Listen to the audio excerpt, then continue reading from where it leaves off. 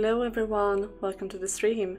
I hope you're all doing okay today and that you're ready for some more The House in Fata Morgana. Hi Dale, hi Quill, welcome. Oh, you're a bit tired today, Dale? That's fine, it's perfectly fine to just be listening.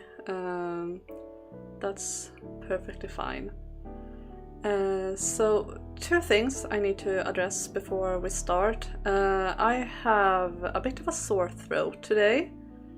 I still do have a voice, but I do feel like I might get sick. I hope not, because I would definitely not want to be sick when I'm finally having some vacation this week. And also we have quite a lot of streams this week, so I don't want to be sick or lose my voice. So far I still have my voice, but we'll see. We'll see how it goes, and we'll see how this goes as well when I have to actually use it. But hopefully it will be fine. My throat is a bit weird sometimes, so it might just be a false alarm. That is normal in Finland. Holiday, instantly sick. Yeah, I feel like that's a thing here too. Especially when I was younger, that happened a lot to me. Like every holiday I got sick. It's gotten a lot better since I was a kid, but yeah. But as I said, my throat tend to be a bit weird sometimes, so I hope it's just that and that I'm not actually about to be sick. Hope you have something nice to soothe your throat with. How are you besides a throat? I do have water, which maybe not the best. Maybe I should have tea, but I'm not in the mood for tea right now. So yeah. And otherwise, I'm okay. That's the other thing I want to address. My grandmother is sick right now. She is at home, and I haven't heard anything more today, so I think she is okay for now. But I do want to have my phone on, because usually I have my phone on mute when I stream, so it won't beep and vibrate a lot. But I want to keep it on just in case something happens, and also because I have applied for a new job, and in case they want to call me, I want to have my phone on as well. But yeah, otherwise I'm feeling okay. I am hanging in there. People believe it's the reaction from being stressed, relaxed, illness takes hold. Yeah, I have heard that as well. I don't feel particularly relaxed yet, so we'll see. I hope it's just a false alarm, but we'll see how it goes. But yeah, back to the House in Fata Morgana. Last time we entered the final door. Sorry, my cat was sneezing.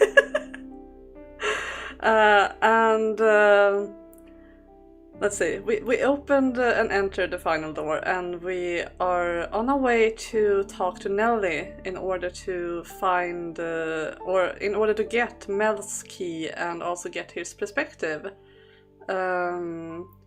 So yeah, that's where we are now. The final door is quite different from the others, since we are actually participants in it and not only observers. So even though it's still very much a visual novel, it feels a little bit more gamey than the other doors in a way because of it. Even though nothing has really changed in the gameplay department, but still, it feels a bit different. The vibes are different. Yeah, Kitty wanted to be part of the stream. He's always here. He's in my bed behind me. He's always the stream mascot, even if you can't see him.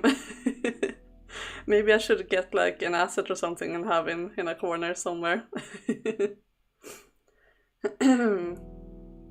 Yeah, more choices, more opportunities to get Michelle cut down. That is very true. There are more dead ends to be found. We'll see if we want to get them or if we want to just keep going towards the true end, because I do feel like the dead ends are quite similar, all of them, like, oh no, we pick our own choice, dead.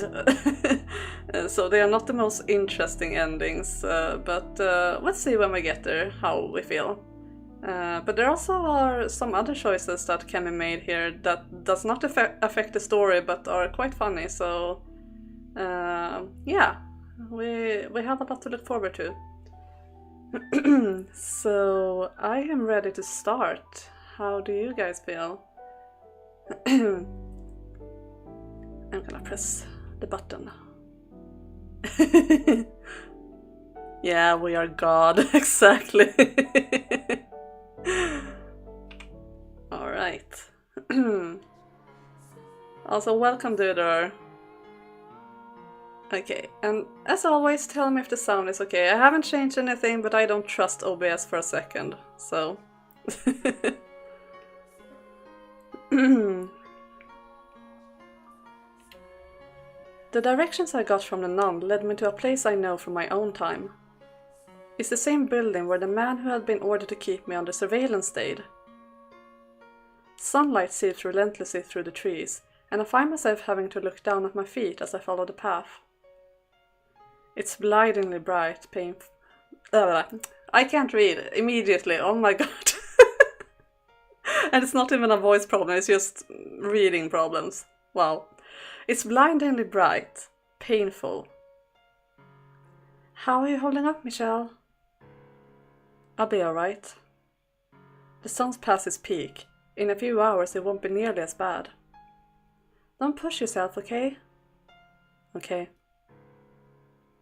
The trek is a reminder of just how inconvenient my body always was. And having this chance to experience being alive again comes with both the good parts and the bad.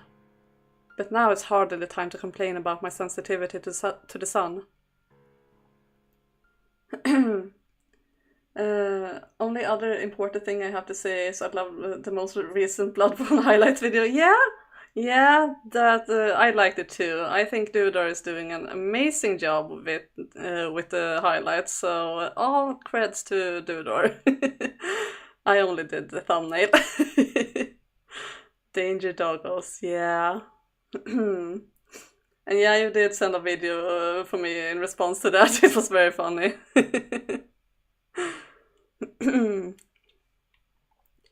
It's not long before we reach a clearing, a small cottage surrounded by a small garden coming into view. And crouching by a flower bed, picking flowers, is the flaxen-haired girl. Oh, tiny Nelly. Are you Nelly? Though several details of her appearance don't match my memory of her, she still has that distinct hair. It could be nobody else. This Nelly is considerably thinner and looks rather frail. The effects of her being ill, I presume. Who are you? My name is Michelle. I have a few questions to ask you. Can we talk for a bit?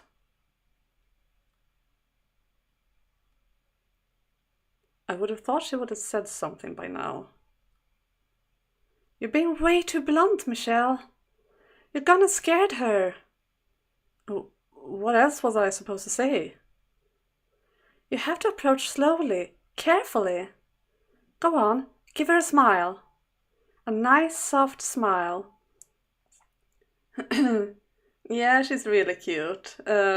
Almost looks like she never did anything else in Door 1, yeah. It's quite interesting because I think she is the same age as in Door 1, so she is 14, but as they just said, she is rather ill, so that's probably why she looks more tiny and a lot younger. Yeah, the lolly hat. It's the best place to sit. This way I'm not in the way of their faces. It's not my fault that they decided to live in my corner.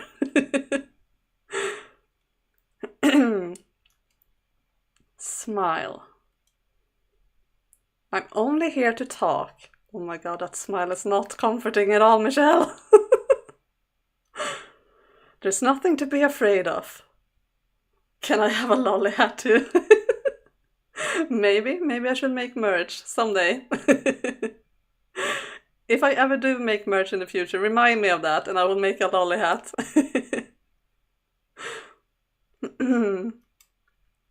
Okay, that is definitely not a nice smile.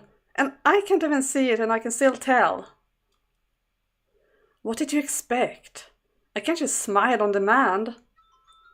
Ah! It's a bad man! A bad man has come to kidnap me. Save me, dearest Mell, before this bad man does bad things to me. Calm down, please. I'm not going to do anything to you. Ah! Don't get any closer! I know you're trying to do bad things to me. I'm not going to do bad things to you. I couldn't even if I wanted to. Don't move, or I'll call guards on you. Please, calm down. I mean you no harm, honestly. That's what all bad men say.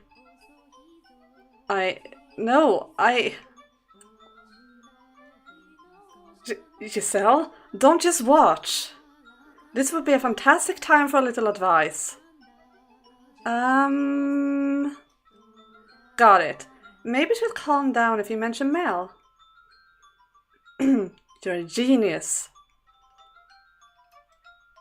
I'm a friend of Mell's.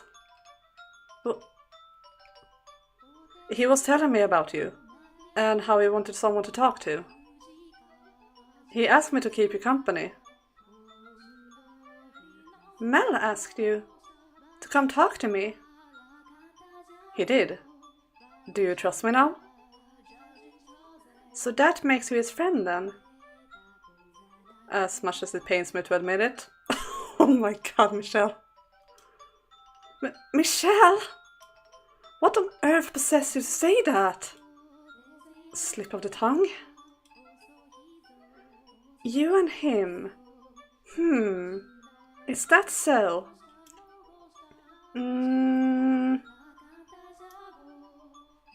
Yes. You're pretty old to be friends with my Mell. Are you really, really, really his friend? Really? Then prove it.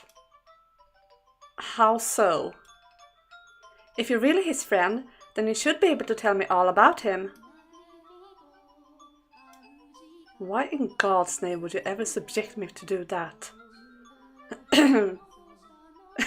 Yeah, it is a question that can backfire, agreed. Michelle is not the smoothest. Yeah, and that is also what a bad man would say, trust me. Michelle is a walking red flag. Do you not like Mell, Michelle? That's not it. We're just incompatible. Okay, here we go. First question. What does my Mell like most of all?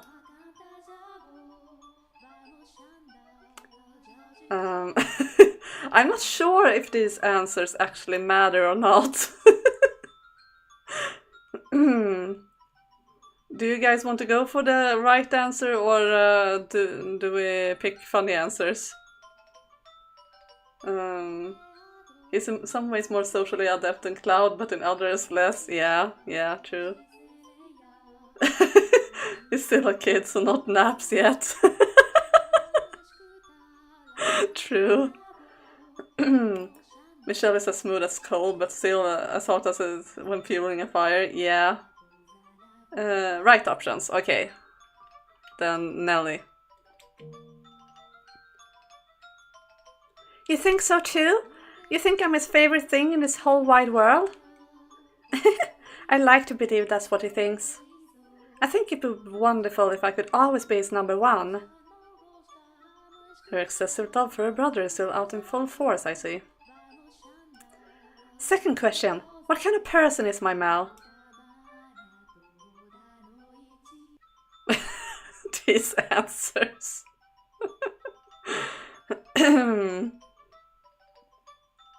He's a nice guy. Even though I do think he's a spineless chump, but that's not the right answer.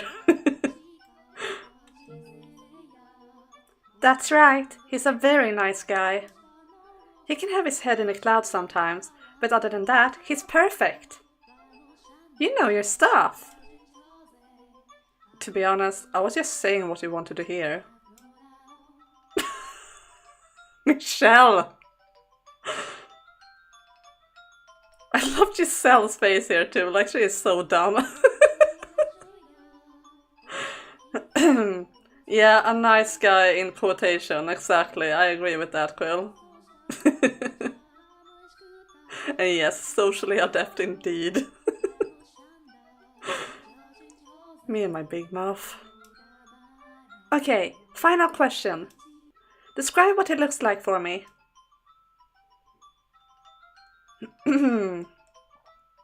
I try not to scrutinize other men. Oh my god, his answers.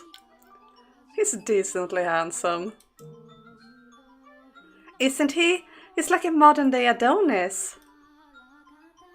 That might be a bit of a stretch. Mell could be a prince in a fairy tale. He's got the most perfect face. May I ask you something? You do realize he's still growing, right? And that can change a man in unimaginable ways. He could end up 2 heads taller, shoulders twice as broad, and covered in muscle before you realize what's happened. And body hair. Lots of that. Facial hair as thick as these woods. Would you still consider Mell your prince if that happened to him? Mell with a beard and muscles. I won't have it. That's not my Mell at all. You're heading into dangerous waters, Mell. My Mell will never ever grow a beard. I'll pray every day to make sure of it. And he won't get all big and muscly either. There's nothing princely about any of that. I wouldn't mind some muscles myself. Out of curiosity, did you ever want to be buff like that, Michelle? Well, yes, of course. Every man wants to be strong and well built. I don't think the beefy look would work on you. Well, that's the last of my questions. Very wise words, Michelle. We can trust you to navigate any court. Yeah. He would be perfect. And yeah, luckily Mell is forever trapped in a curse. Depends on how beefy, tone muscles, most likely fine. Yeah, I think mostly, like if I'm going to speak on my own preferences, I'm not a huge fan of like very big muscles. Like, as you say, tone muscles is fine, but big and bulky, not really my thing. So I'm kind of with Nelly on this one. I wouldn't want like a kid look like Mell because he looks way too young, but definitely not a big, muscular, beefy guy either. Like something in between, I think. Yeah, slender and pretty Michelle, exactly. That Michelle is perfect, in all honesty. You're not a complete stranger, it seems. Sure, why not? You can be my Mell's friend. Why, thank you. This is great. I was sure you were a bad man. Why is it that the first impression everyone has of me is never that I'm someone decent? Any friend of Mell's must be a good person. No, an amazing person. That's quite the faith you have in him. Why wouldn't I? He's my big brother. That's some circular logic. Is it just you? Is Mell not coming? He's rather busy at the moment. Oh, He always has something to take care of, that Mell. He's hardly given me any attention these past couple of months. But that's okay, because today I got you to keep me company. Yes, you do. I can't stay long though. Alright, just stay until sundown then. You had something you wanted to ask me, didn't you? Well, if you're a good enough friend, I'll tell you anything you want to know. And how do I go about that? Talking. Lots and lots of talking. You have to keep me entertained. You're asking far too much of me. She's not asking much at all. She just wants to talk. Do you think someone who spent 13 years in isolation knows the first thing about holding a pleasant conversation? Hey now, I was there for a year of that. I'll help you come up with topics, so go on. Do you not want to talk to me? No, I do. I'm just not much of a conversationalist. Okay, then instead of talking, you can sing. I've never seen a minstrel before, but I've always wanted to know what kind of songs they sing. Will you show me? I've never seen one myself either, but I have heard second-hand accounts of the songs of traveling jongleurs. Very well then. I'll teach you a song an old acquaintance of mine heard while traveling. Whee! I can't wait!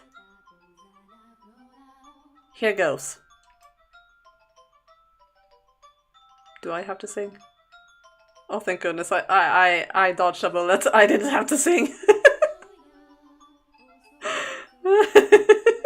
No, you're not getting it. My throat is not holding up for it. Otherwise I could have improvised something, but yeah, my throat is not holding for that today.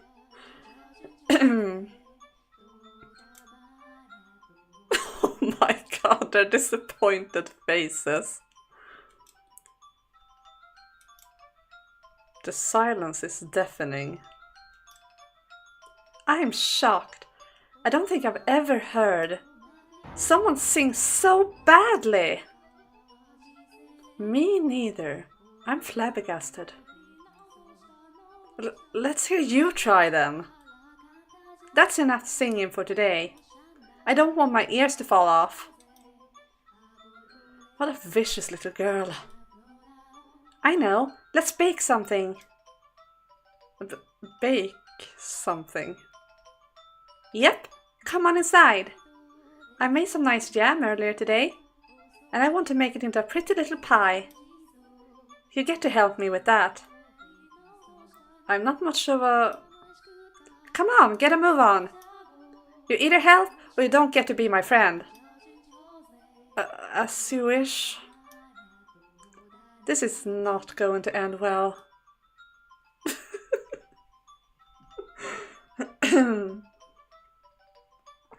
Me on Discord. Dudor! Rude, you love my singing. That's why you ask for it all the time. Oh, oh my god, her face again.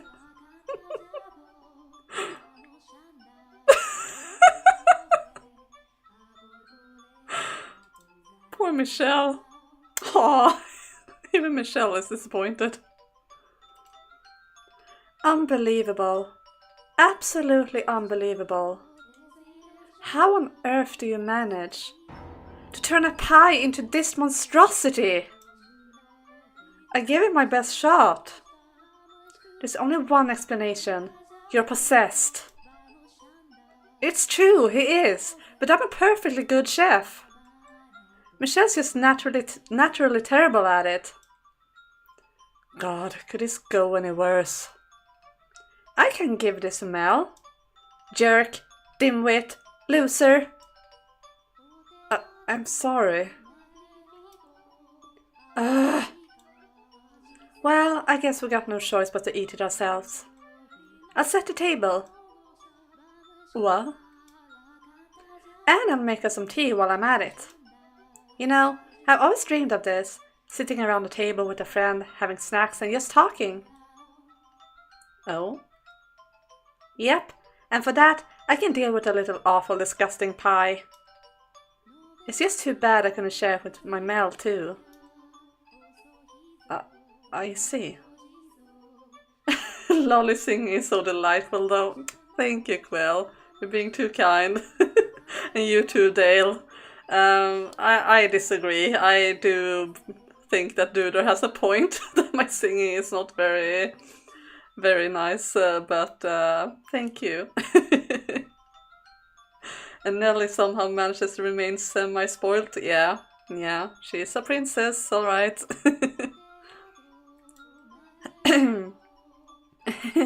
For all her complaining, she seems to be enjoying herself. I can only imagine how lonely she is out here. While she may act all bright and cheerful, beneath it is a real sense of isolation. And the same can be said about the girl behind the first door. As vivacious and pushy as she could be, you could see hints of loneliness behind it all. Her brother was practically all she had while she lived in the mansion. But if I were to guess, that's not the life she really wanted. I bet she would have preferred to be able to go out and play with friends. Being born into a noble family takes away a lot of your freedom. Even in such a drastically different time periods, she's still the same girl inside. Actually, maybe the parallels extend beyond her as a person and into the courses of her two different lives. Perhaps that means all those who were reconstructed at Morgana's wish are destined to lead similar lives. Though destined might be putting it too nicely. Hi Fia, welcome! Yes, our duets are awesome. Nelly. I would be glad to lend you my ear, if you would like. You can talk about the weather, or your brother, anything you want. You will? Great! Take a seat! Been listening for a while but haven't been able to talk? Okay, that's fine. You're very welcome. Nice to see you. More than you can possibly imagine. And you'll never guess what Mell said next. That I mean more to him than anyone in the world. So I'm growing flowers out in the garden, right? Well, when I got enough of them, I'm going to make a big bouquet and give it to Mell. Back at home, we got this really big yard with this huge tree we used to take naps under when it was nice out. So what do you think about the tea I made? The flower petals what really ties it all together. Oh, and you won't believe what happened after that.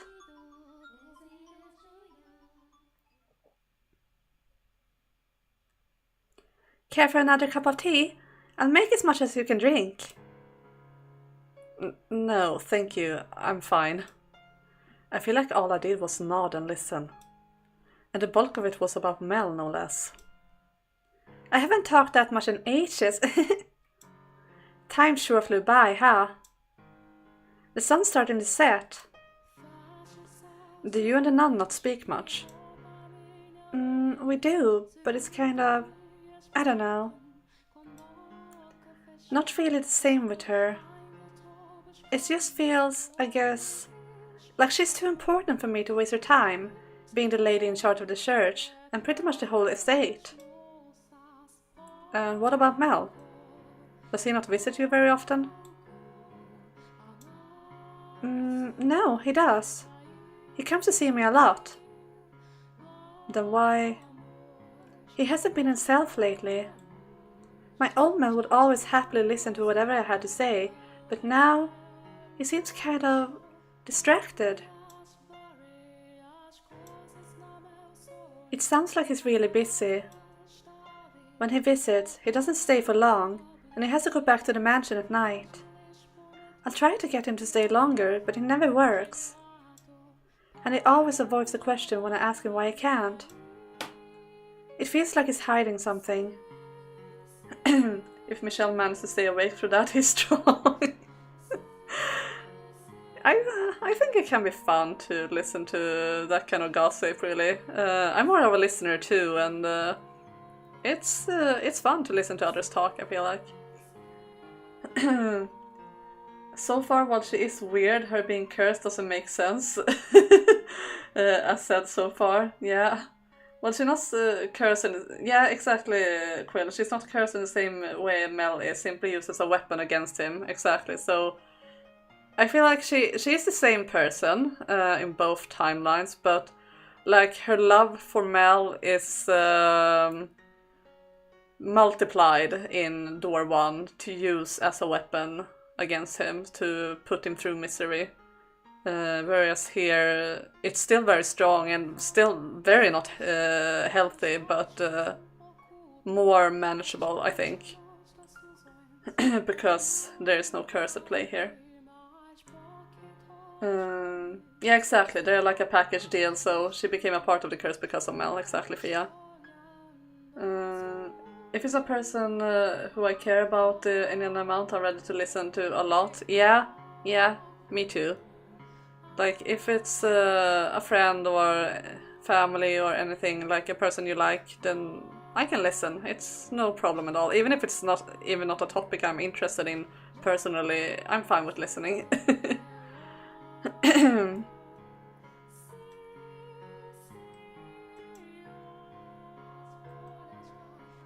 Knowing what he's hiding, I can understand why he wouldn't want to talk about it. He could never tell his precious little sister that he and 2 other men have a girl locked up in a tower, and that he's stealing her blood for her sake. I wish things could have stayed the way they were before. The way they were before? When it was just the 2 of us living together. I know we're more stable here, and I could get the medicine I need from the church. But I'd rather stay being sick than being so alone. You said you came here around 6 months ago. Yep, it was just the 2 of us before that. Well, before that, at our old house, we had a bunch of servants. But I never really liked it there either. With that many people around, I just felt more alone. I liked it so much better when it was just me and Mell. Is that really what you want? To be sick and in constant pain? It's better than being alone. Aw, poor girl. Mell just doesn't get it. He doesn't understand that the loneliness is so much worse. Or maybe that's just a guy thing. They don't get what it's like to be ignored. What it feels like to be left in the dark, not knowing anything. We don't understand, no. We think saving their lives matters above all. Huh? Even if there's a cost to saving that life, we're incapable of gauging how great it is. We're unable to see how egotistical, how self-serving our actions are.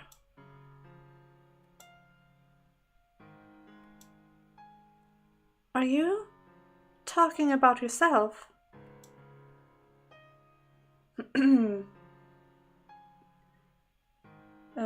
Or you could do the yeah, while doing something else. No, that's awful. That's awful. I kind of empathize with Nelly right now. Yeah, she's just a sweet, lonely girl. Like, seriously, she is so sweet. Like, yes, she is very much still in love with her brother, but she's still a sweet girl, and yeah. The same could be said of Mell as well, I imagine. Mel's still around though. He's there, but it's like he's trying to avoid me. All I want is for him to be here, to be with me. That's all I really want. It doesn't even have to be a perfect fairy tale prince. Have you ever told him that? What? Have you ever told him that it doesn't have to be the perfect brother? That you'd be happy with just having him there? Have you ever put those feelings into words? I'm always telling him I want him around. And that it doesn't have to be a prince to do so. He's already said he will be my prince. And he always smiles whenever I talk about it. So how am I supposed to turn around and say he doesn't have to be my prince anymore?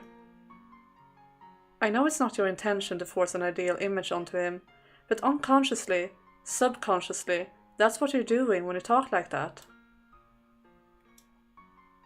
And Mell, he's trying to meet those expectations. Actually, he may not be conscious of it himself, and he just believes deep down that's the kind of person he's supposed to be. Or more accurately, he seems to have a need to make himself look good to others. He believes that if he's good to others, they'll be good to him in return. Am I a burden? I can assure you, he's better off with you around. But I am a burden to him right now, aren't I? Be honest with me. Yes, you are. Does Mell not like me anymore? Is that why he's been avoiding me? I promise you, that's not the case. At the very least, he's doing what he's doing now because of how much he cares about you. You promise? I promise. I love him. I love my Mell so very much. Too much, in fact. To be honest, I know I do. I understand that, really. I know I'm making his life difficult. But Mell's all I have. He's the only person I can latch onto. And I can't control my feelings. It can be difficult to tame your emotions at your age. There's nothing wrong with that. However, you should have taken stock of those emotions, sorted through everything you got on your mind, and then sat down with him to talk it out. Even if those things you feel seem wrong or unspeakable. Someone can be a boon and a burden at the same time, Nelly. Yeah, that's very true. That's very true. I am the burden that makes up for others' boons. No, you're not a burden, Quill. Absolutely not. And yeah, Dale, it is kind of tragic with Mell and Nelly. Like, the problem here is, I think Nelly's intense feelings for him... I'm not a psychologist, so I don't know. This is just me speculating, but like, I do feel like her intense feelings for him is because of her loneliness. And he's the one person that she latches onto, as she said. And that gives her those intense feelings of love, because she doesn't know any other. She's a 14-year-old girl. Like, imagine how yourself were at that age. And imagine being so lonely and only having this one person who seems absolutely perfect in your eyes and can do nothing wrong. It's not really that strange, actually, but yeah, it is very sad and tragic and problematic as well for both of them, so yeah. And I do like that we get to see this side of things, and not only like the crazy intense stuff that happens in Door 1, because in Door 1 we don't really get to see Nelly's side of things. She just seems like this spoiled brat that is just a bit insane. But that's not the whole truth of it. And I do like that we get to see that here. You should have opened up to him, taken the time to figure out what works best for the both of you. You too needed to face the things you carried in your heart, the things your brother carried in his. By not doing so, you end up never quite on the same page. Small misunderstandings piling up until it all comes crashing down. Door 1 Nelly was a bit insane. Yeah, she was. And only a little obsessive, exactly. But as I said, I do think that maybe those feelings weren't entirely invalid, even if it came out horribly wrong and disastrous. And also, as I've said earlier, I do think that the curse intensified those feelings even more, just to give that outcome of the story, but yeah. If they just talked it out, communicated their feelings to one another, maybe the tragedy could have been avoided, even with Morgana's curse in play. If Nellie had only had a chance to come to grips with her feelings for Mell, then maybe things wouldn't have escalated the way they did. Her action that night was arguably hysteric. But she wasn't always like that.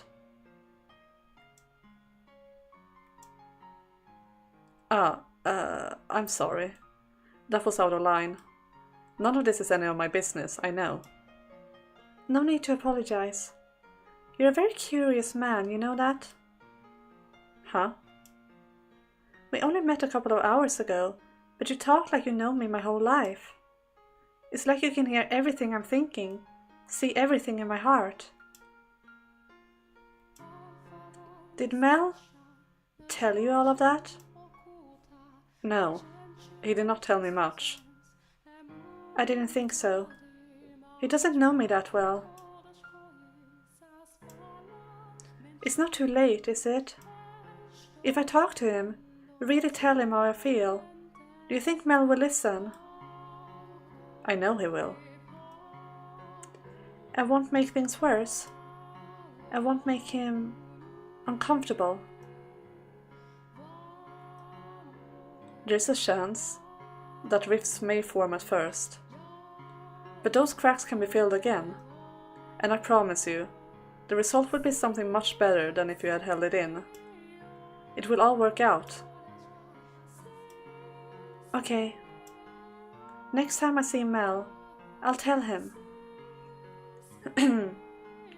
I'm so looking forward to all you guys' thoughts on reincarnation later. Yeah, I am looking forward to that too, since that's the only one of the games I have not played, so I'm very curious about that, to see how it is. And Dale, you're waiting to see all of it? Yeah, it's a very nice ride. We do still have a bit of this game, and then we have Requiem and Reincarnation, so it's we have a lot of streams with Fata Morgana to look forward to. I'll tell him he doesn't have to try to be my prince. Good. You really are a curious man. You're the first person to ever talk to me like I'm a real person. Everyone loves to say how sweet and adorable I am, but that's it. I was only ever the make-believe princess. You are a real person, I assure you. Thanks. You know, after talking to you, I'm feeling a whole lot better, like I can do anything. I'm glad you came by today. And I'm glad I can meet you in person. It's weird. It really feels like we've known each other our entire lives. I've known of you for some time. Or perhaps I should say, what you will become. Huh? Oh, no. Ignore me. Was that supposed to be a pickup line? Bad, Michelle. I'm still too young for that. No, I wasn't. And now you're getting flustered.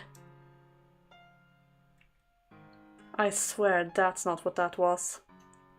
I know. Jeez, do you really think I trust you that little? Sorry. Ooh, I just had the most wonderful idea. Oh? Yep. Instead of being my friend, I'd let you become something even better. You're my second brother! Second brother? A brother is much more special to me than a friend. Though obviously you can't be my number one. I'm blanking. Aww. And Lolly reading out loud makes it even better. Thank you, thank you. That's very kind of you, Dale. I'm glad you're liking the story.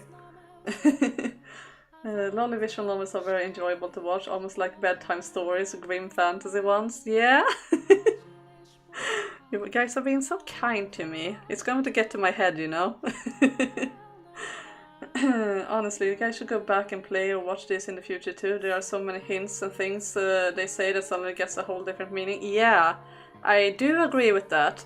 And also, I might in the future do like a New Game Plus of this, because I do know that it actually changes the story just a bit. Like, you get even more hints and stuff if you do that.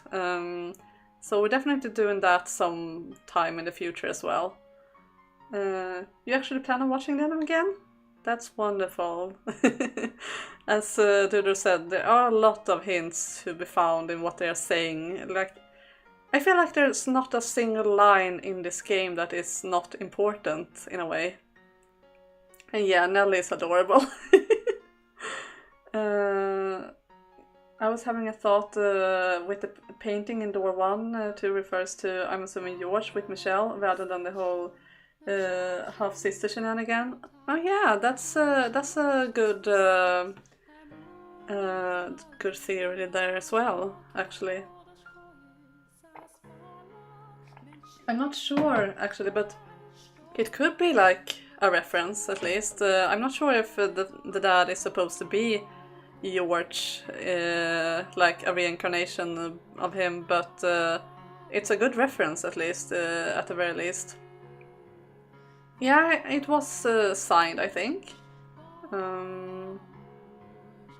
I don't think if we ever like get to know who the painter is, but it is very interesting. So if you go and look at the VODs again, please do tell me if you find something out. There are a lot of stuff that you can find in this game, and I really like that a lot. It seems very much like Morgana's style to scatter in red herring to manipulate things the heart is in the way. The way she wants. Yeah, exactly. Seriously, that heart is driving me crazy. But yeah, I do agree with that, so yeah, that's an interesting thought actually. She's taking a liking to you. This is good for us. I'm not sure how I feel about her putting so much trust in me so quickly though. The amount of time it takes isn't important. What matters is that you listen to her, you understand her, and you treated her like a real person. In her eyes, you're someone she can depend on. Do you not want me as your sister? Actually, I was the youngest child, so having a younger sibling would be, Would be what? Come on, spit it out. It would be rather nice. Aww.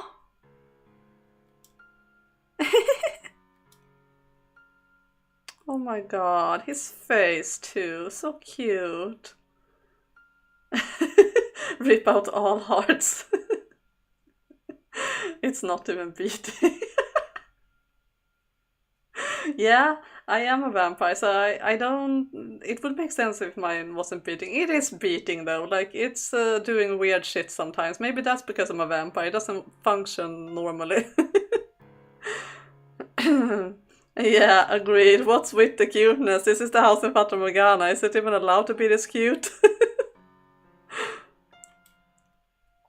You bet it would. Who wouldn't want an adorable little sister like me? That's a bit narcissistic, wouldn't you say? Well, it's true, isn't it? Go on, tell me I'm adorable, dearest Michelle.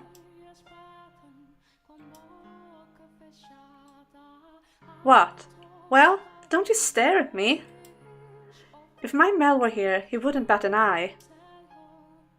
Please don't compare me to him.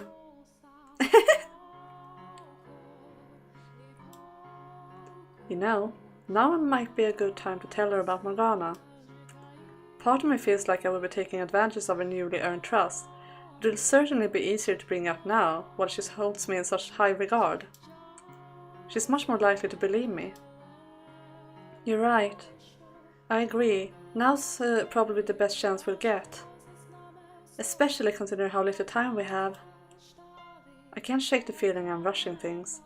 But at this point, all I can do is go with it and pray it works. If we had the time, I think we'd all like to hold off. Nelly looks like she's having so much fun. And even you seem to be enjoying yourself. No, I'm just... It's nothing to be ashamed of. I'm having fun watching you myself. Let's do it. Let's tell her about Morgana. We have to do it at some point anyway. Yes, let's. So much cute equals great suffering ahead. Yeah, very true. We're on to it. We're on to it. Lolly, speak louder. I have to lock earrings on my bedroom while cutting onions and I can't hear it through my headphone. Oh my god.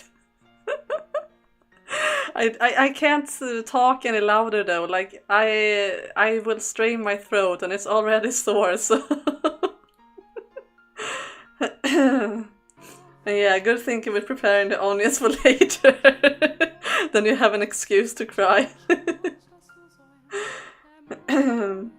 Thanks to Duder's comment, I got a mental image of waiting for a sad moment in a game, movie, such, and then starting to cut onions and blaming onions on the crying. Yeah. Great life hack. Nelly, do you mind if I ask you a question? What is it, dearest Michelle? Ask me anything you want. Have you heard of something called saint's blood? You mean the medicine? Yes. Except it's not actually... I know, yeah. It's actually the saint's blood, not medicine. But no telling. You... what? One day before we moved here, when it was just me and Mel, the saintess came to visit. My mind had been all foggy for a long time, like I was not quite asleep, but not quite awake either. But when I heard a soft, pleasant voice, the fog cleared a bit. And then, she performed a miracle for me. Blood is awful and gross and terrible, but the saintess, hers is different. Hers is pure. So you're saying you know everything, Nelly? About the observation tower and... Huh? The tower? What about it? That's where they keep her. What? No, the saintess is always in the chapel. And she stays here with me. She comes back at nights. In fact, she should be here in a minute now. So, she thinks the saintess is the nun and not Morgana. No, Nelly, that blood comes from... I'm really, really grateful to her. She didn't just perform the one miracle, she's been taking care of me while I'm here too. So whenever I see her, I always say thank you. I thank you for sharing her blood with me. And she always says, it's nothing, with a big smile. Nelly, no. The nun has no idea. She just assumes Nelly's thanking her for giving her medicine. I owe the saintess my life. No, Nelly. She's not the one you should be grateful to. Huh? The girl you owe your life to has been locked up, suffering alone even as we speak. But the saintess is at the church. The girl who came to visit you is not the nun everyone calls the saintess. Her name is Morgana. What are you talking about, Michelle? The saintess is locked up? Stop that. I have no idea what you're talking about. Everything I'm telling you is the truth. Please believe me. While you were lying in bed, sick and barely conscious, did you get a good look at the saintess who gave you her blood? You didn't, did you? You couldn't make out any details because your mind was a haze. And then, when you arrived at this estate, you met a woman who people called a saintess, giving out medication known as saint's blood. So you assumed she was the one who had cured you. That's the story you chose to believe.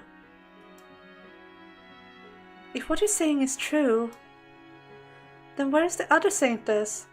The one who came to see me? At the top of the mansion's observation tower. The door to the tower is locked. She's imprisoned there. And how do you know this? Because it wouldn't be wise to tell her I'm from the future just yet. That would only serve to confuse her further. All I need to convince her of right now is that Morgana is being held in the tower. There's an idea.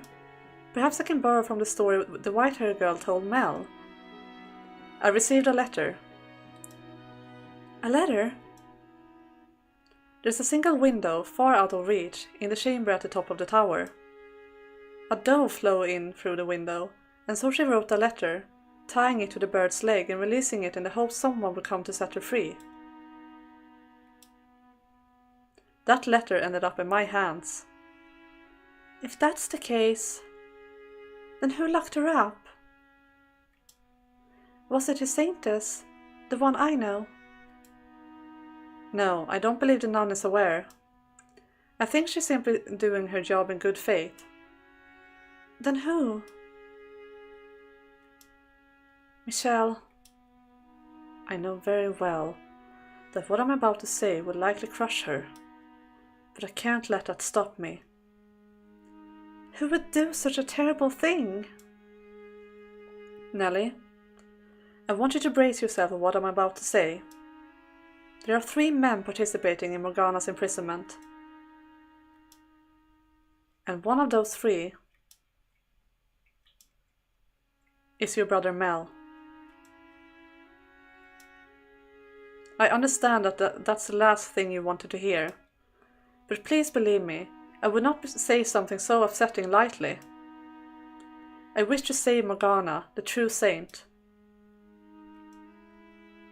And I would like your assistance. Without your help, I can't get her out of that tower. I need you to get through to Mell, otherwise both he and Morgana will remain entrapped. That's not true. Nellie.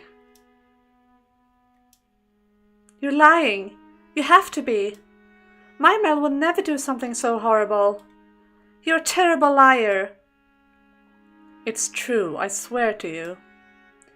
You think I'm going to believe that? My Mell's an amazing, wonderful person.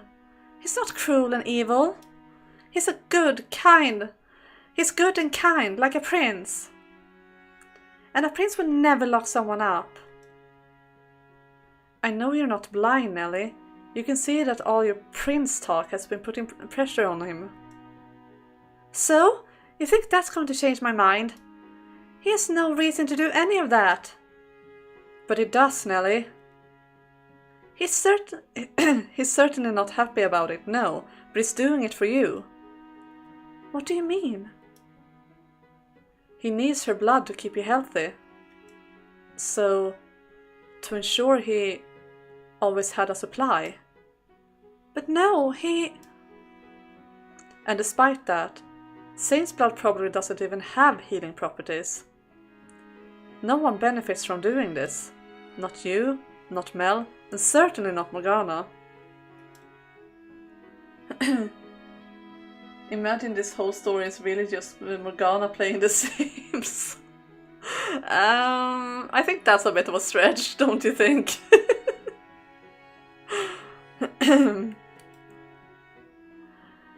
And I don't think anyone can stop him except you. Mell won't listen to me. Did you not just say you would talk things through with him? Just shut up! Stop talking already! I'm done listening to you. Nellie. I'll never believe you. You're not my brother anymore. You're just a horrible, horrible man. Who do you think you are to march in here and try to make my Mell into the bad guy? And after I made you my second brother. What's wrong with you? I trusted you. I ate nasty pie and had tea with you. But you're just a mean, evil man here to turn me against my Mell. I know you don't want to believe me, but I'm telling you the truth, every word. I beg you to open your eyes. Ask him yourself. If you don't believe me, then ask Mell about Morgana. I guarantee you, he'll panic. Enough! Enough already! Get out of here! Get out this instant! Nelly. Don't say my name! Just go away! Get out of here! Now! I don't want to see you ever again! I should have chased you off the moment I saw you! Get out! Now! I pray you can find it in yourself to open your eyes and face the truth. Get out! One last thing before I go, Nelly.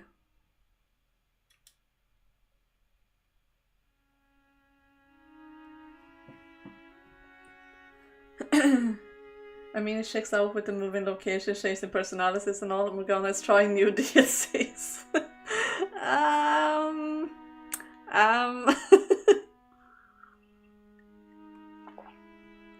Not sure I agree with you.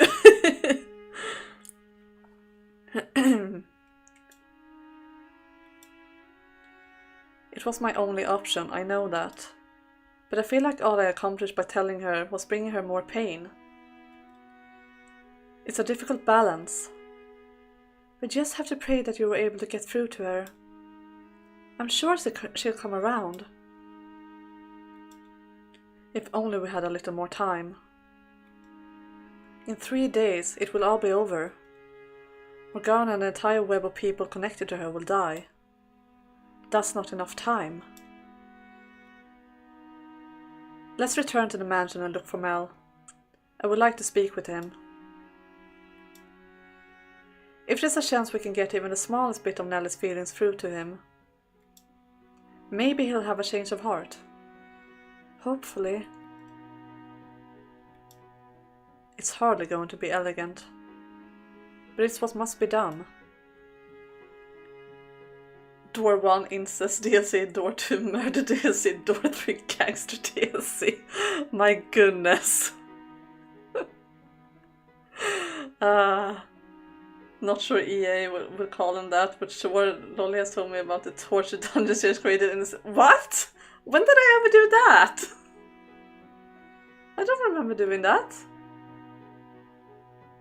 I think I did. No, I did once try to do like an evil playthrough, but it was boring because my sims weren't cooperating at all, so I kind of skipped that. It was certainly not a torture dungeon though, I have no idea what you're talking about. And this is not me gaslighting, I have seriously no idea what you're talking about. What I did do was like make like, I was trying to, since there's in The Sims 4 there's like this evil trait that you can have, so I tried to make like a murderer, and I wanted to have, well, not even a murderer, I wanted to have like someone who kidnapped people and locked them in a room to paint for him to make money. But that didn't work because those Sims were just not doing things, and also Sims 4 was weird because you couldn't really lock doors in the same way that you can in The Sims 2, so yeah, it didn't really work out. I might add that I am playing on console, at least The Sims 4, so I didn't have any mods or anything to work with me either. No, you said torture dungeon. That's not the same thing. But yeah. Ah, did you just get back? The Saintess was telling me you went to see Nelly. What do you think? Sweet girl, isn't she? That she is. Though she can be a bit of a handful at times. I'm glad you could keep her company for a bit. Now, just to be sure, you kept a lid on all your crazy talk, right? She treated me to some tea, nothing more. Ah, the stuff with the flower petals in it, yeah? She thinks it's some kind of charm to make it taste better. Girls seem to have a thing for stuff like that. Mel? Could you spare a bit of time for me? We need to talk. Oh, sure. Can it wait a bit though? I have to run a little errand after supper. When I'm done with that, I'll meet you in the room. Alright. You think the errand is bringing Morgana her meal, presumably. We might be able to catch the three of them opening the door if we trail Mel. It's too big a risk. Mel's already wary enough as it is. I concur. And we don't know how the other two might react either. It's best to play it safe. No one's going to come to our defense if we're caught. Not at this point in time. So we're better off waiting in our room.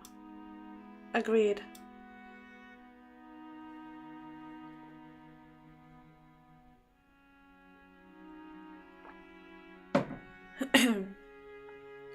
The winter has receded and spring is well upon the land. There's still a sharp chill to the night air. Even with the windows shut, the wind still manages to slip through the cracks, making the candle flame waver. Neither Giselle nor I say much of anything. But nevertheless, when she does speak, the sound of her voice, soft and pleasant, relaxes my nerves. The faint sound of her breathing reminds me I'm not alone, that she's there, always watching over me. When the candle is about half gone, the door swings open. Sorry it took so long. What did you want to talk about? You didn't bring anyone with you? No, I didn't. Who did you think I would bring? No one. I was just checking. Now, I'll get straight to the point. You're afflicted with a great deal of remorse, are you not, Mel? Pardon? I know what you're doing. What you're involved in. I know the girl at the top of the observation tower very well.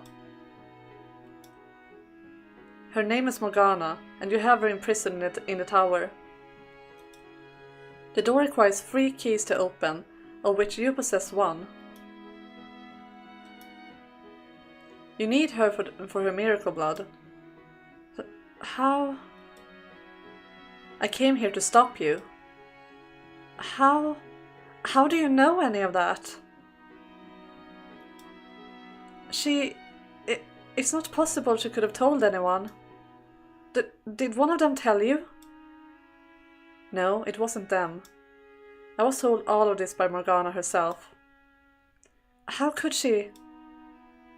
What I'm about to tell you is going to seem impossible, but every word of it is the truth. I am not from this time. Many, many years after her death, Morgana's soul told me what happened to her. What? What are you even talking about? She's still alive. You're not from this time? What? Are you mad? Can you come up with any other explanation for how I would know everything I know? Last time you told him it went so well, Michelle. Yeah, that's true, but last time we did not have Nelly.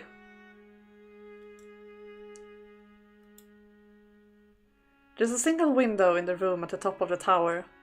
A small, insignificant thing that sits high up on the wall. And entirely useless for communicating with the outside world. In 3 days' time, during the Harvest Festival, Morgana will die. And I must prevent that from happening. Prevent it. To do that, I need your key. Will you give it to me? There you go, talking nonsense again. You know, I warned you about not to kick up any dust, for your own sake. But I guess that didn't get through, huh? I don't care who you are or where you came from. All that matters is that you intend to stay in our way. What, did you think I was just a helpless little boy? That you could take my key without any trouble? Well, you'd be right about that. If it was only me, stealing my key and setting her free would be a trivial matter. But it's not only me.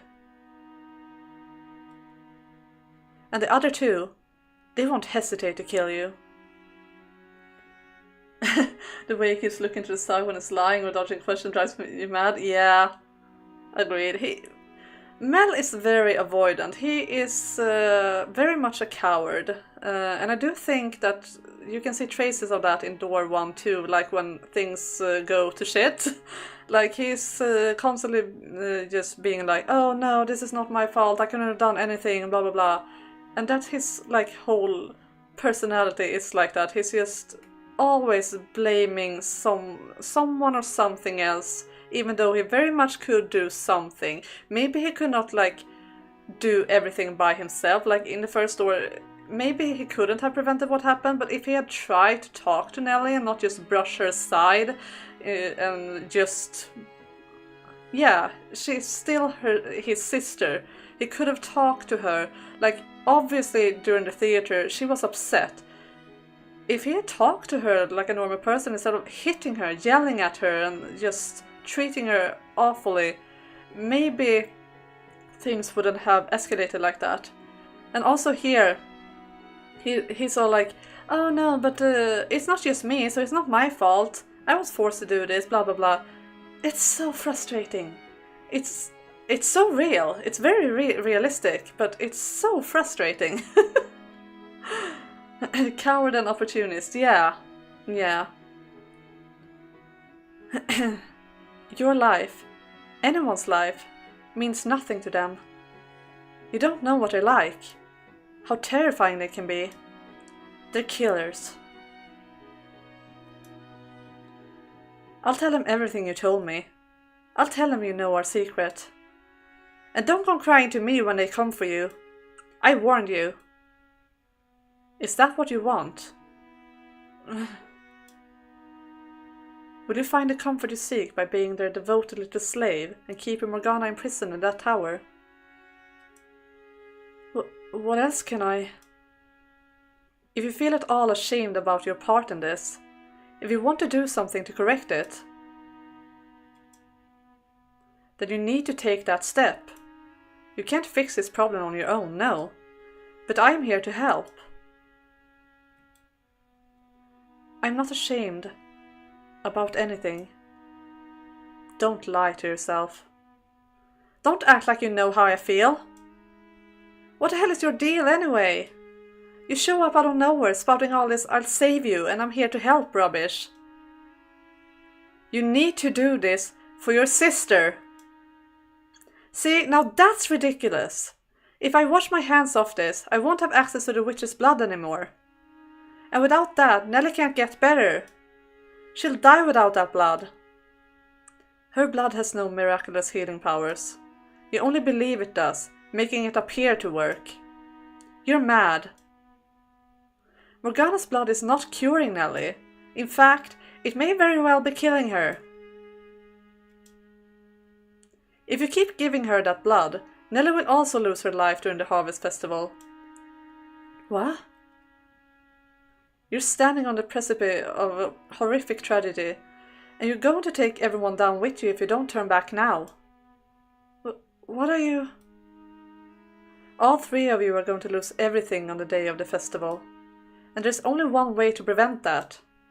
You have to set Morgana free. You're insane if you think I would believe that. Nellie's going to die? Could you have told a more mean-spirited lie? You're the one who's trying to kill her. I'm just trying to save her. And you're going about it the entirely wrong way. Do you have any idea how lonely your sister is right now? You should be at her side. That's what you should be doing instead of stealing a poor girl's blood. I've heard enough. What do you know? If I lose Nellie, I'll have no one. My whole world will collapse. This was the only way I could keep that from happening. This was my best option, my only option. So no, I'm not going to stop. I'm going to keep Morgana locked up, and I'm going to keep stealing her blood. And I'll hand you over to the other two. I'll have them kill you. You'll regret ever showing your face. Mel, is that really true? What? Busted. Do you really have the Saintess locked up? But why? What are you doing here, Nellie? That man told me I had to talk to you. And he said if I didn't have the courage to do it myself, to wait outside his room tonight, because he was going to get the truth from you.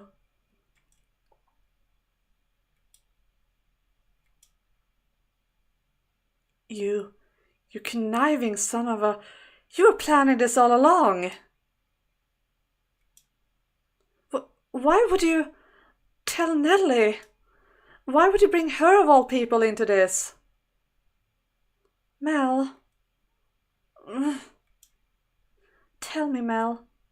Is it true? Nellie, are you really keeping the Saintess prisoner and stealing her blood? And you said you would have killed him. I never thought you were such a terrible person, Mel. I can't believe you would do such despicable things. No, you're not my brother anymore. Nellie! Michelle, go after her. Okay. I think we should go after Nellie. I think that's the right choice here, if I don't misremember, so let's do that. We have to stop her. Bring her back.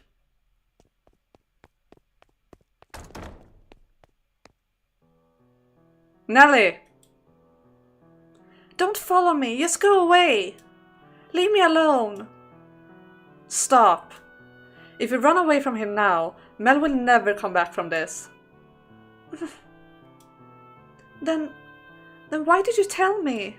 Why did you tell me what he was doing? If you hadn't said anything, everything would still be fine. We wouldn't be in this horrible mess. If you hadn't said anything, I would have kept on believing in him. No, things wouldn't be fine. Why can you not see that? You shouldn't put your faith in your ideal brother, but your real one, the boy in that room, stricken with regret. If I hadn't said anything, the facade would have ruined you both sooner or later. No, in truth, your relationship was already broken. You were simply ignoring the spreading cracks. I know, on some level you had realized that Mel was keeping something incredibly important from you, and that secret was tearing you apart. There's nothing good about this, though. Now we'll never go back to the way we were. We can never go back to what it was like when we were kids. Just the two of us, playing together every day, having fun. Everyone's childhood comes to an end. The flow of time is impartial. You cannot fight it. What you can do, what only you can do, is choose how you change. But... I will admit, I'm the one who opened your wounds, and now I'm putting the responsibility of tending to them onto you. It's cruel, I know. But if you don't come to terms with Mel and make him withdraw his participation, even greater suffering awaits you far in the future. It's not over yet, and you cannot let this be where it ends. The bonds you formed over the years are not yet broken, and you can do what I was never able to. You can still repair your relationship. But I'm scared. Scared that my brother, that my Mell could do such terrible things. That he could say he would kill you.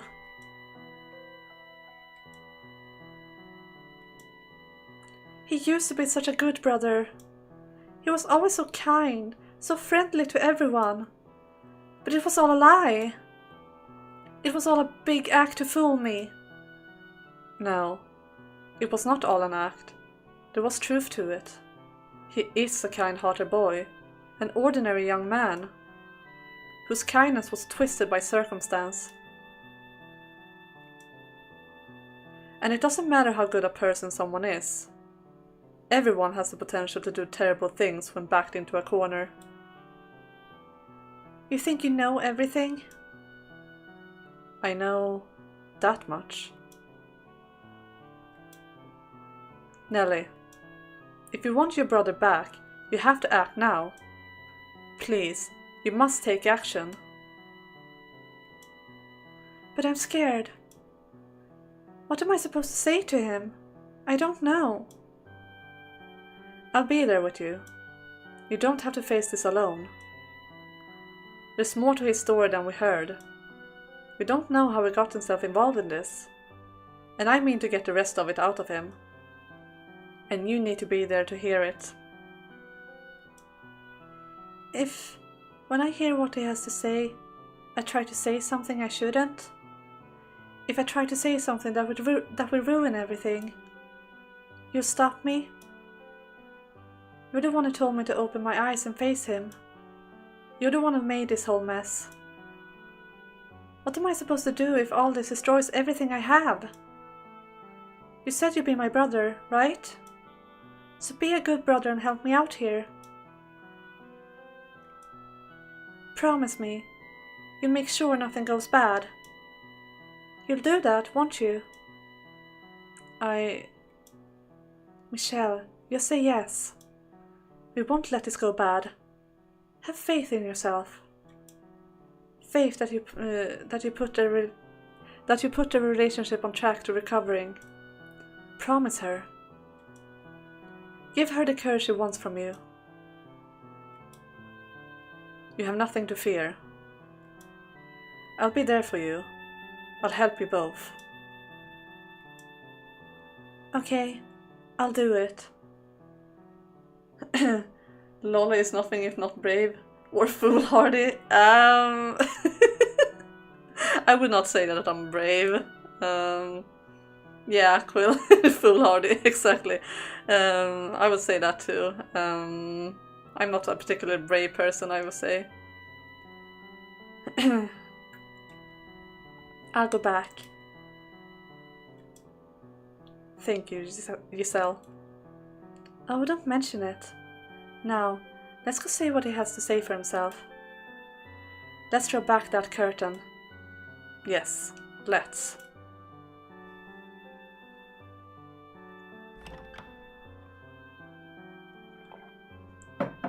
Nelly.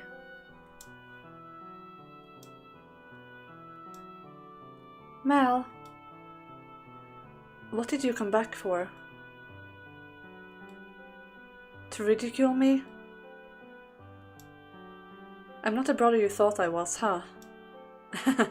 Not at all what you wanted me to be. It's all over. Everything Michelle said is true. There's a girl in prison in the tower. A completely innocent girl. The girl who saved your life, in fact. Go on, tell me how cruel and terrible and evil I am. I'm no prince. Here's an idea. Why don't you make him your new prince?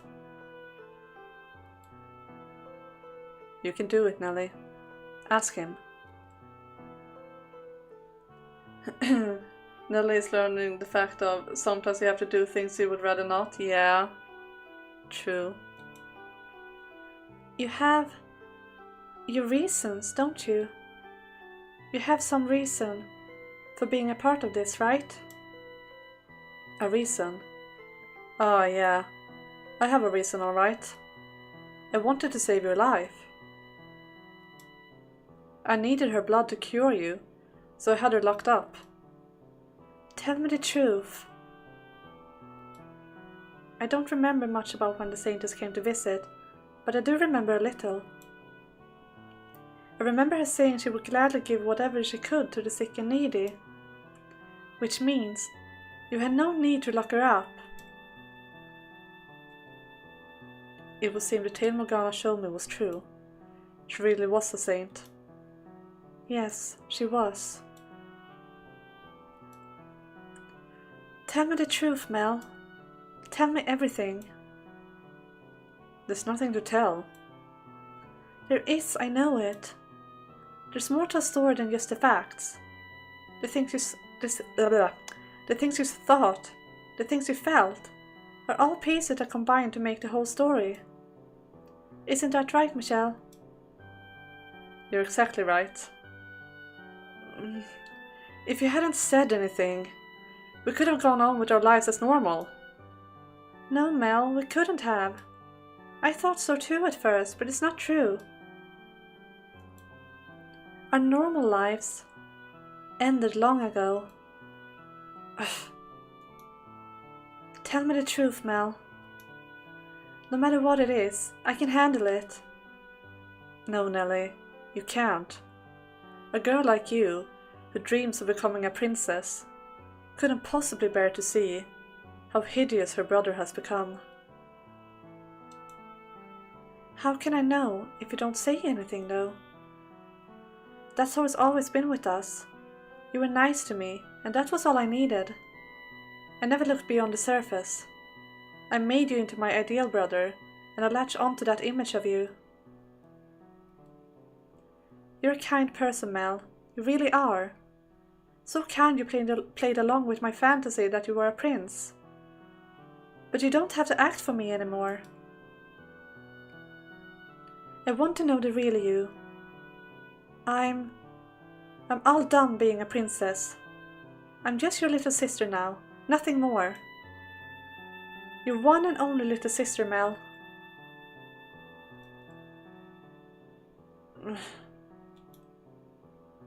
You need to do this, Mell. You need to tell your story. Until you do, we have no way of understanding what you've been through, what you're going through. No way. If I tell you, you lose any hope you had left in me. As Nellie has, you need to release yourself from your own idealized fantasy, Mell. You have someone right here who will accept you for who you are. I know good and well just how hard it can be to have someone dear to you see a side of you that you didn't want to show them. I think you want to get it off your chest, though. And I think you want forgiveness. Fantasies are not everlasting. They all crumble eventually. Show us the real Mell.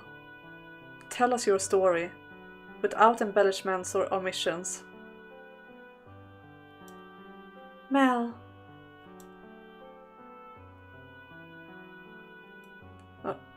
Okay. I'll tell you. Not like I have any other options. Nellie, if at any point you can't bear to hear anymore, so be it. You're free to leave whenever you like. I won't go anywhere. I can almost guarantee you. I pray that ends up being true. Alright, here goes. The whole story, from start to finish, of how I ended up in this mess.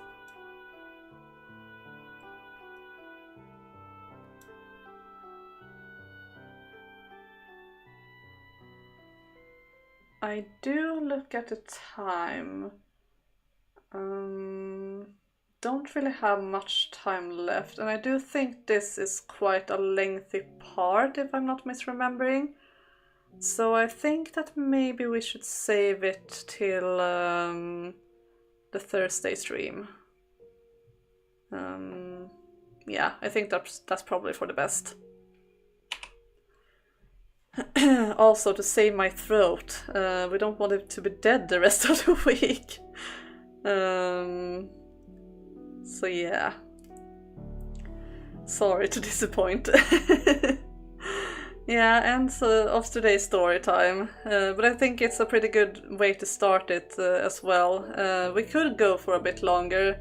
I don't really need to leave right now, but I think this part is lengthy and I don't really want to stop in the middle of his perspective either. I feel like it's better to start here at the start of it than to keep going and then have to pause in the middle. If you know what I mean. So yeah, I think it's for the best. But yeah, we have finally gotten Nelly on our side, and we are about to get Mel's perspective on things, which will be quite interesting. So yeah, we have lots to look forward to. We will see all the things that led to him doing these things, and we will see what kind of person he is. Still not a person I like very much. Like, all three of them are awful, but I feel like Mell is so very... he hits close to home in a way with the cowardness. Like, I feel like if I'm not careful, I could be someone like Mell, and I definitely don't want to be someone like Mell, because he is so cowardly and like always blaming something or someone else, and yeah, I don't like that at all. The other two are horrible in their own rights. Like Yukimasa, he's just well, he's a murderous beast, so he's terrible, but I can't really relate to him in that way. And also Jacopo is quite terrible, but I do like him more than Mell. Like, he's also very human. I do see a lot where he's coming from, but it's still more separated from me than I would feel Mell is. Mell is more like the kind of... if I was in this situation and I were to become one of the three men, Mell would be the one I would be, and that's probably why I don't really like him. Just know you're perfect to listen to while cooking. Thank you. Seems like I'm the perfect person to listen to while doing other stuff, apparently. Maybe I should start like an ASMR series or something, but I don't know how I would do that more precisely, but maybe, who knows. You're nothing like Mell, thank you. No, I don't think I am like Mell. That's not what I'm saying. But I feel like if I were to find myself in this situation, like the three men are, then Mell would probably be how I would react in that situation. Like, yeah, it hits closer to home in a way. I don't think I am like Mell, but I think I could have been, like when I was younger, maybe. Because I'm very afraid of like conflicts and such, and I am a bit of a perfectionist, so I don't want people to see my bad sides and all of that, so I do sort of relate to him, and he can like show me sides of myself that I don't really like, even sides that are maybe not as prevalent now as they might have been like in the past, but yeah. Lol is delightful, and as you made, I shall bonk if you show signs of falling into Mell state. Yeah, please do. I don't want to be like him, and I don't think I am. But yeah. But that's one reason why I don't like him, because he's very realistic in that way and just very unlikable. Whereas Jacopo, as the other part of these three people that I do like and find as my second favorite character in this whole game, besides Michelle, I like him because he is very human and all of that, and I can understand how he ended up where he is and like the things he felt and all of that. But it's more as an observer, I feel for him rather than relate to him, if you know what I mean. kind of hard to explain it, but I hope you guys understand.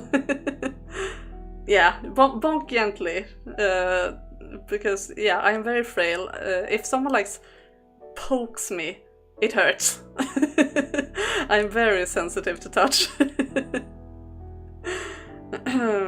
Mell is also young without life experience, easier to manipulate. Yeah, exactly. So he's very much a teenager, and yeah, and that's also making him very... I wouldn't say that's what makes him unlikable, because being a teenager is not unlikable, but you know what I mean. Like, he's an unlikable teenager. Like the worst kind of teenager in a way. Like those 3 options where you get to choose before Nelly, like how he is, he's handsome or whatever it was, like he's a spineless chump. I feel like that is so true, because he really is. He has no spine at all, he just relents. So yeah. Sensitive to touch yet a hugger. Yeah, hugs are fine. Hugs are usually gentle, but it's like yeah, poking and stuff. I actually hurt when people poke me, and Dudor never believes that.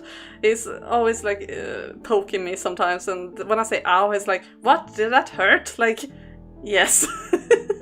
It really does. Speaking of just reading, I just thought of a new kind of bonus stream you could do. Read random passages from random but kind of well-known books and have people guess the title. Yeah, that could be something, maybe.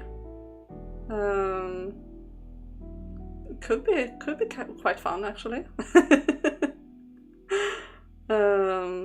Yeah, I do kind of like that idea.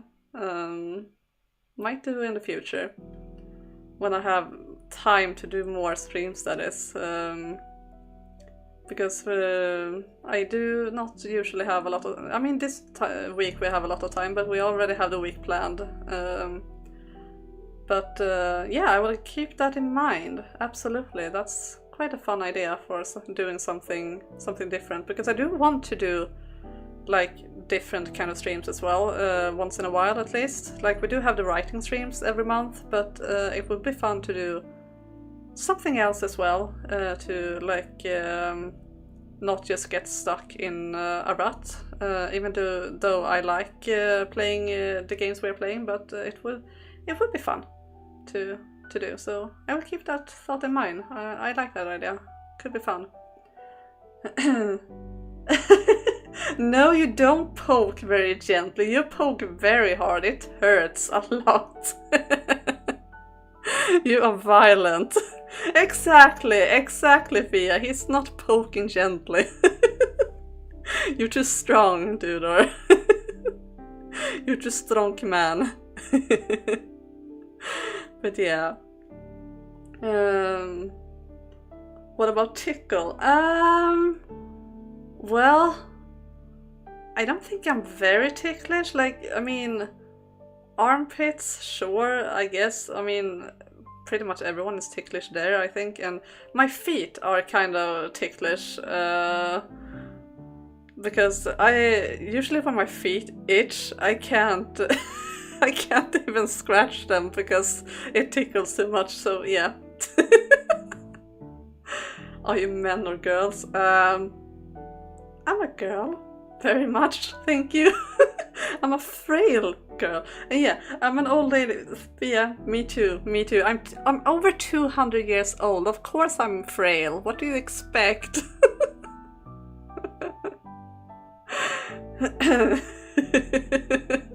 Yes, Quill. He is jabbing his finger against me. Like, it's not gentle at all. He is delusional. It's nothing gentle about that.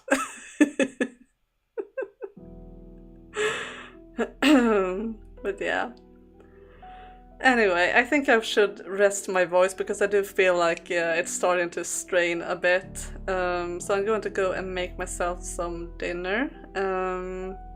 This has been very lovely as always. I love hanging out with you guys, and the next stream will be on Wednesday. We will play Final Fantasy VII, and I will start at let's see here, 13 GMT plus 2. So it's a bit of an earlier stream. So I really hope to see you guys there. I thought one perk of Vampires was increased durability. Yeah, you could have thought that, but apparently not. Or maybe I'm doing something wrong, I don't know. Maybe it's because I don't drink blood and keep eating human food. That's the problem, maybe. I don't know. I handle you with more care than I do most pets. And yes, you do sound like you're an animal abuser or something. My god. I will go now. I'm gonna go and have some dinner. Do have a lovely evening, everyone. And I will see you guys next time. Bye.